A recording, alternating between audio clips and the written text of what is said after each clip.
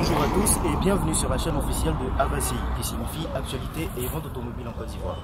Alors aujourd'hui on ne va pas vous présenter une voiture à vendre, mais plutôt vous donner quelques astuces en tant qu'automobiliste afin d'assurer un meilleur suivi de votre voiture.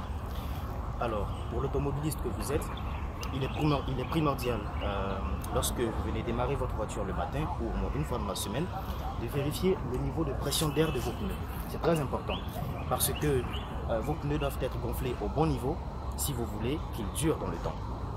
Des pneus sous-gonflés, des pneus qui ne sont pas suffisamment gonflés vont alourdir le véhicule et cela aura une incidence sur la consommation de carburant de votre voiture. Dans le même temps, les pneus aussi qui sont trop gonflés, les pneus surgonflés, vont entraîner une usure prématurée de ceux-ci et vous obliger à les remplacer plus tôt que prévu. Donc, il est très important de vérifier ce niveau-là. Si vous constatez par exemple, que ceux-ci ont baissé, que le niveau a baissé, il faut vous rendre chez un vulcanisateur afin de compléter l'air ou éventuellement de vérifier qu'il n'y a pas de fuite d'air quelque part. Ça, c'est un. De deux, il est très important aussi de vérifier le niveau des fluides du véhicule. J'entends par là l'huile du moteur, l'huile de boîte ou encore l'eau de refroidissement, etc. Je vais vous montrer tout de suite à quoi ça ressemble.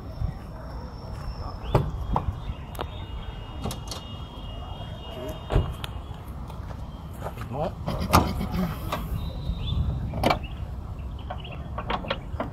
Alors, ici par exemple, là nous avons l'eau pour les essuie-glaces. Ici, le liquide de frein, c'est très important. Il faut toujours que ce liquide-là soit au niveau max. Parce que s'il descend, ça veut dire qu'il y a un problème quelque part. Il s'agit des freins et il faut qu'ils soient au bon niveau. C'est très important. Parce que si les freins sont affectés, autant vous dire que vous avez chaud. À part ça, il faut aussi vérifier le niveau de l'eau de refroidissement. Ce petit bocal-là, il est directement relié au radiateur. Donc, si l'eau vient à manquer dans le radiateur, il peut le compléter. Mais plus important encore, c'est l'huile du moteur. Comme on peut le voir ici, qu'il faut jauger régulièrement. Voilà, là on peut constater qu'on est au bon niveau. Vous pouvez voir, mais je vais nettoyer et puis recommencer. Voilà. Donc on nettoie, on insère à nouveau. Ok, puis on retire. Voilà, nous sommes à 2 bars. Voilà, c'est le niveau maximum.